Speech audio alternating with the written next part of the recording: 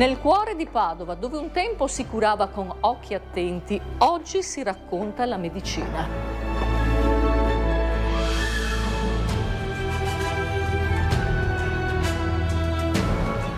Non come somma di formule, ma come storia dell'essere umano.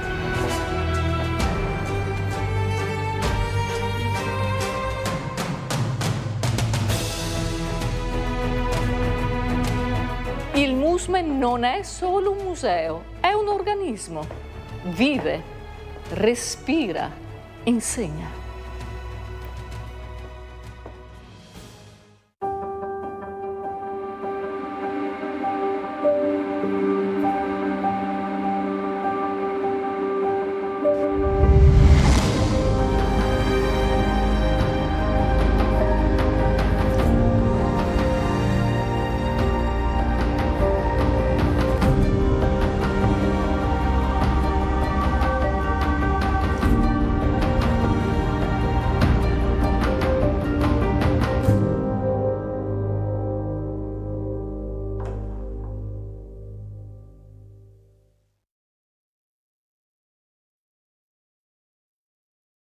Ogni stanza qui è un viaggio, ogni sezione un organo che racconta. Il cuore pulsa, il cervello connette, i polmoni respirano, non dati, ma emozioni. Vogliamo che chi entra senta il corpo non come un oggetto, ma come un sistema meraviglioso. Vogliamo che la conoscenza passi attraverso l'esperienza.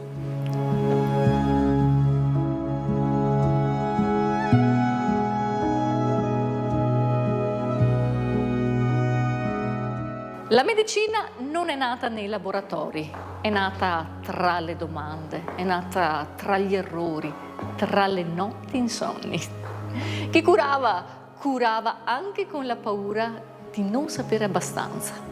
Padova è stata laboratorio di coraggio. Qui si sezionava davanti a decine di studenti. Qui si spezzavano i tabù con un colpo di bisturi e di pensiero.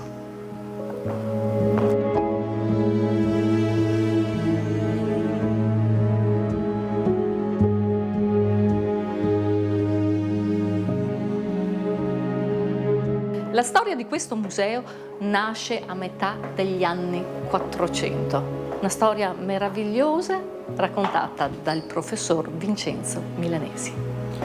Siamo all'interno del primo ospedale della città di Padova, fondato all'inizio del 400, che diventa a metà del 500 la prima clinica medica della storia della medicina moderna, perché qui per la prima volta i medici che insegnano medicina all'università non si limitano a leggere i testi di Galeno e di Ippocrate, ma portano gli studenti a vedere i malati, al letto del malato, e studiano i casi clinici davanti a coloro che li esprimono, i malati.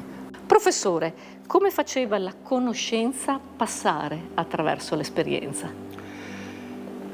La medicina moderna nasce quando a Padova si sviluppa l'anatomia, lo studio del corpo umano attraverso le dissezioni anatomiche, attraverso le autopsie, che consentono di vedere effettivamente, in modo esperienziale, come si direbbe oggi, come è fatto il corpo umano, come funziona il corpo umano. Gli antichi non avevano sviluppato una anatomia che nasca dalla conoscenza del corpo dell'uomo. Si limitavano alle scimmie e agli animali e su quello avevano costruito un'immagine di uomo che non era quella reale. È a Padova che a metà del Cinquecento Andrea Vesalio, che è un belga, viene a Padova e qui comincia a costruire una serie di immagini del corpo umano ricavate direttamente dalla dissezione del corpo. Autopsia in greco significa esattamente andare a vedere con i propri occhi come è fatto il corpo umano. Per questi motivi il Museo di Storia della Medicina non poteva che nascere in questo edificio, in questo bellissimo palazzo che la provincia di Padova, che ne è proprietaria, ha messo a disposizione degli enti locali, comune, regione, università, azienda ospedaliera e azienda sanitaria locale, che tutti insieme hanno dato vita a questo straordinario museo.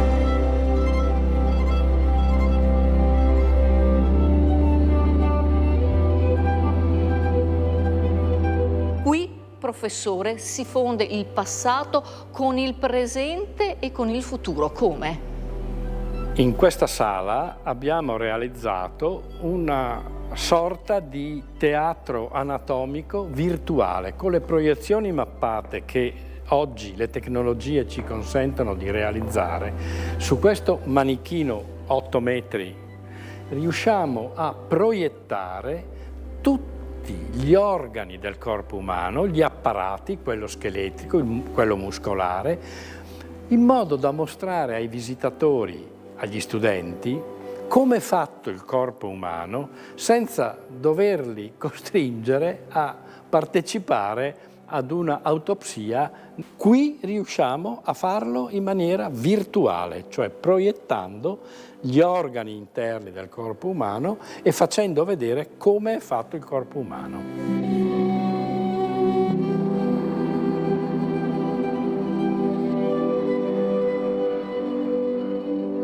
4+2 sono le sale in questo museo. Cosa trova il nostro visitatore? Allora, nelle 4 sale centrali, questa è la numero 1, il visitatore trova come sono nate le risposte alle 4 grandi domande sulle quali si è strutturata la medicina moderna. La prima domanda è: come è fatto davvero il corpo umano? Qual è la struttura del corpo umano? Passiamo nella seconda sala, nella quale viene data risposta a come funziona il corpo umano. Vediamo qui un modellino di una stadera medica, si chiamava così, che era una specie di bilancia sulla quale veniva pesato il corpo umano prima della nutrizione e poi quanto pesava dopo la nutrizione. Comincia la fisiologia umana a studiare come gli organi interni del corpo trasformano i cibi, ciò che viene ingerito e come il corpo in generale funziona. Professore, la sala numero 3 cosa ci presenta? La sala numero 3 è dedicata all'anatomia patologica. Nel Settecento a Padova Giovanni Battista Morgagni intuisce il rapporto che c'è tra la malformazione anatomica e la malattia. Il malfunzionamento del corpo umano provoca le patologie e i cadaveri studiati da Morgagni evidenziano le malformazioni che sono all'origine delle malattie. Si abbandona la teoria degli umori di antica tradizione greca e poi anche araba, si va verso lo studio delle malattie provocate dal malfunzionamento di singoli organi o di sistemi o di apparati del corpo umano. Se l'anatomia patologica ci dice ciò che non funziona, come si può aggiustare ciò che non funziona? Ce lo spiega la sala numero 4. Sì, la medicina e la chirurgia intervengono per risolvere, per aggiustare, usando questa metafora, quello che non funziona nel corpo umano, che l'anatomopatologo ha evidenziato. Naturalmente ci sono 2 modi per intervenire, una maniera che è la chirurgia e una maniera che è la farmacologia. Si può curare tagliando, si può curare fornendo dei farmaci.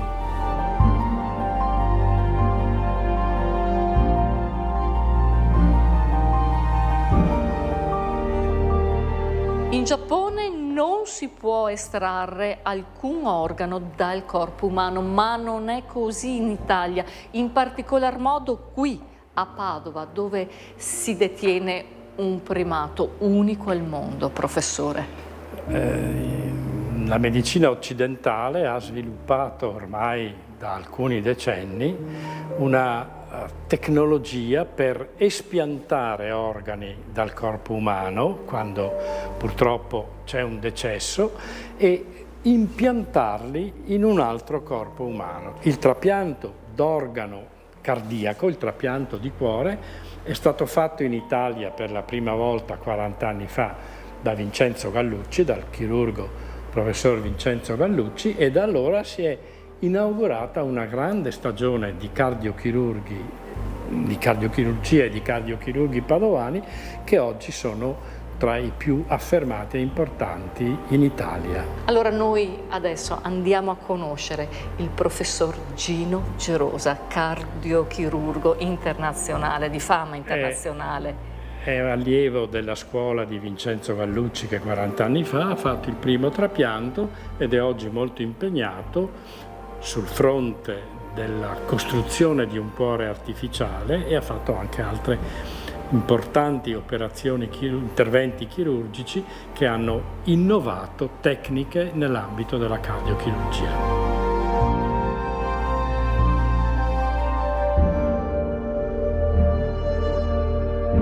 Professor Gerosa, il cuore è fatto solo di emozioni, di carne o di quant'altro? Beh, se parliamo di un cuore artificiale fatto anche di materiali artificiali, quindi delle valvole artificiali, in questo caso dei ventricoli artificiali di poliuretano. A cosa serve un cuore artificiale? A mantenere in vita il nostro paziente fino a quando non sia disponibile un cuore per il trapianto. Questo è uno dei 2 cuori artificiali attualmente disponibili, questo si chiama CardioWest, è stato sviluppato alla fine della Seconda Guerra Mondiale, molto semplice, che garantisce la sopravvivenza del paziente ma non un'adeguata qualità di vita. Perché? Perché è molto rumoroso, essendo pneumatico, quindi l'aria compressa viene pompata all'interno del cuore artificiale ed è estremamente rumoroso il compressore che il paziente porta con sé. Il cuore artificiale pneumatico è stato impiantato per la prima volta in Italia a Padova nel 2007 e devo dire che quel paziente è a tutt'oggi il paziente che ha vissuto più a lungo al mondo con un cuore artificiale, perché l'abbiamo trapiantato con un cuore umano 4 anni dopo, nel 2011. Nel 1985 Vincenzo Gallucci ha effettuato il primo trapianto di cuore, professore, ma poi a Padova, nel reparto di cardiochirurgia, ci sono state altre prime? Assolutamente sì. Gallucci ha eseguito nel 1985 il primo trapianto di cuore da un donatore in morte cerebrale e nel 2023, sempre a Padova, abbiamo eseguito il primo trapianto di cuore in Italia da un donatore in morte cardiaca. Seguito poi dal novembre del 2024 dal primo trapianto di cuore al mondo da un donatore a cuore fermo totalmente a cuore battente. Cosa vuol dire? Che dal momento del prelievo, del trasporto e dell'impianto quel cuore non è mai stato fermato.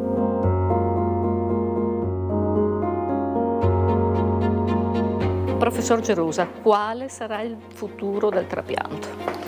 Allora, purtroppo non ci sono abbastanza cuori per dare una risposta terapeutica a tutti i pazienti in lista d'attesa per trapianto e allora dobbiamo trovare nuove soluzioni terapeutiche e la ricerca si sta indirizzando su 2 momenti: lo xenotrapianto, cioè la capacità di utilizzare cuori prelevati da animali geneticamente modificati, in questo caso il maiale, oppure la realizzazione di un cuore artificiale che riassume in sé alcune caratteristiche: molto piccolo, da poter essere utilizzato in tutti i soggetti, estremamente biocompatibile, silenzioso, in modo tale che possa essere inteso non come ponte al trapianto, ma come soluzione definitiva alternativa al trapianto stesso.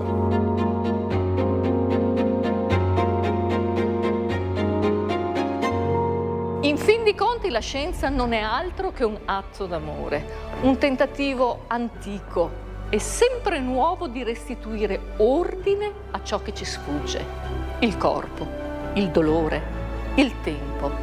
E ogni volta che un visitatore apre una porta, quella domanda torna viva: chi siamo noi davvero?